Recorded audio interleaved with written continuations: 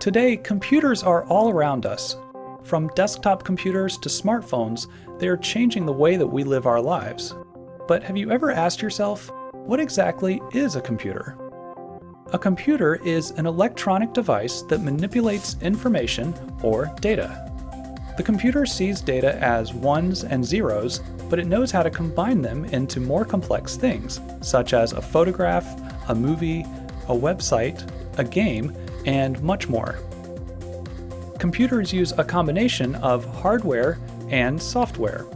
Hardware is any physical part of the computer, which includes all of the internal components and also the external parts like the monitor and the keyboard. Software is any set of instructions that tells the hardware what to do, such as a web browser, media player, or word processor. Now, when most people say computer, they're talking about a personal computer. This can be a desktop computer or a laptop computer, which has basically the same capabilities, but in a more portable package. Personal computers come in two main styles, PC and Mac. PCs are the most common type. There are many different companies that make them, and they usually come with the Microsoft Windows operating system. Macs, or Macintosh computers, are all made by one company, Apple, and they come with the Mac OS X operating system. Computers come in many other shapes and sizes. Mobile phones, tablets, game consoles, and even TVs have built-in computers, although they may not do everything a desktop or a laptop can. There's another type of computer that plays an important role in our lives: servers. A server serves information to other computers on a network.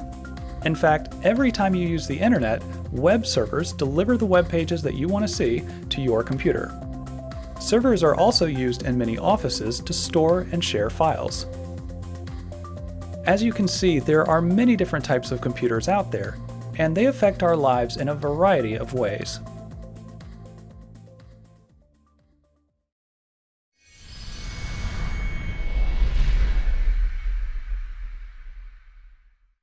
Input devices.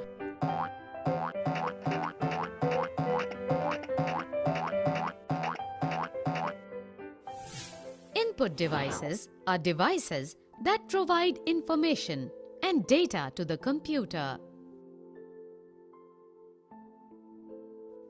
For instance, in the human body, information enters the brain through eyes, ears, nose, tongue, and skin.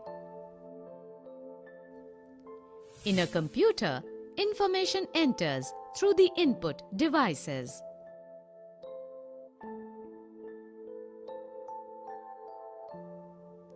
Some common input devices are given below.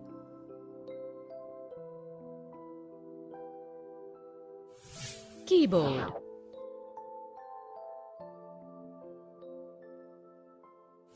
A keyboard is one of the most commonly used input devices.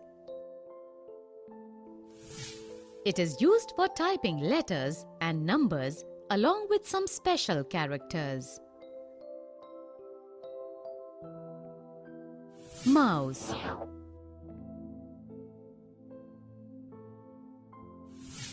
A mouse is a pointing device that is used for pointing at objects on the monitor.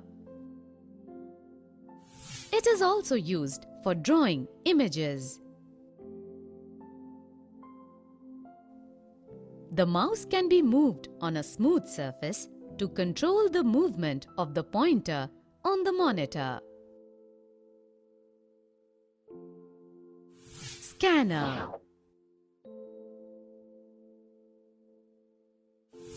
A scanner is used to convert text or an image to its electronic representation, which can be viewed on the monitor. These scanned images can be used in different documents. A scanner is like a photocopier machine. Joystick.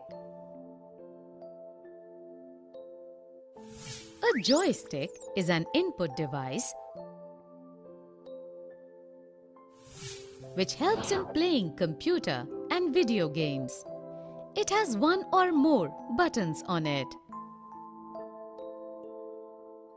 Microphone.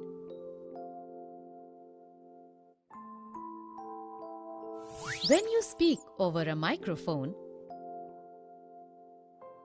you can record your voice or other sounds into the computer.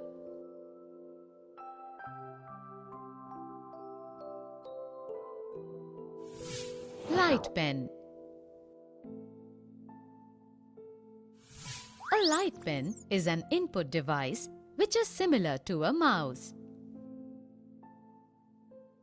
It is used to draw any figure directly on the computer screen.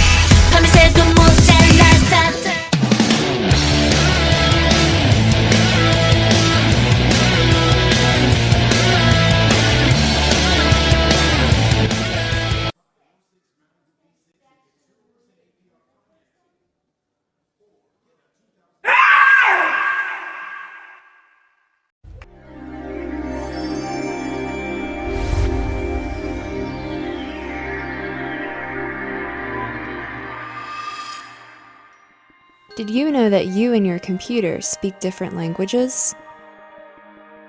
It doesn't speak Spanish, or Swedish, or Chinese. It speaks in ones and zeros. You can't communicate directly with your computer. That's where your operating system comes in. The operating system is the program that lets you interact with your computer. Together, the operating system and computer hardware form a complete system that determines what your computer can do. There are many different operating systems. Two of the most common ones are Microsoft Windows and Mac OS X. Windows comes preloaded on most personal computers. Mac OS X runs on all new Macs. Operating systems aren't just for computers and laptops, though. Mobile devices run mobile operating systems like Apple iOS or Google Android. Operating systems for mobile devices are designed for interactions with smaller touchscreens. Before downloading new software or applications to your computer or mobile device, you should check to see if the application is compatible with your operating system. Some applications work on all operating systems, but others only work on certain ones. So, get to know your operating system to see how it works and what it can do.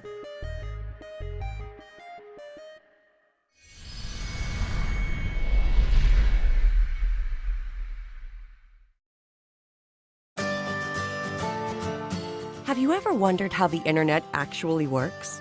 When you're chatting on your smartphone with grandma, or playing an online video game, or sending an email to a friend, the internet can feel like magic. But understanding how the internet works is critical, especially when policymakers are considering net neutrality rules that could dramatically change our internet experience. So let's go deep inside the internet and take a look at what's actually happening. Internet traffic is divided into parcels of data called packets. The packets split apart when you hit send and come back together when they arrive at their destination. These packets are converted into pulses of light or radio signals that travel through a cable to a device called a router. The router sends the packets along to their destination. It operates something like a conveyor belt sorting luggage at an airport. When there's no congestion, these packets move to their destination without difficulty or delay.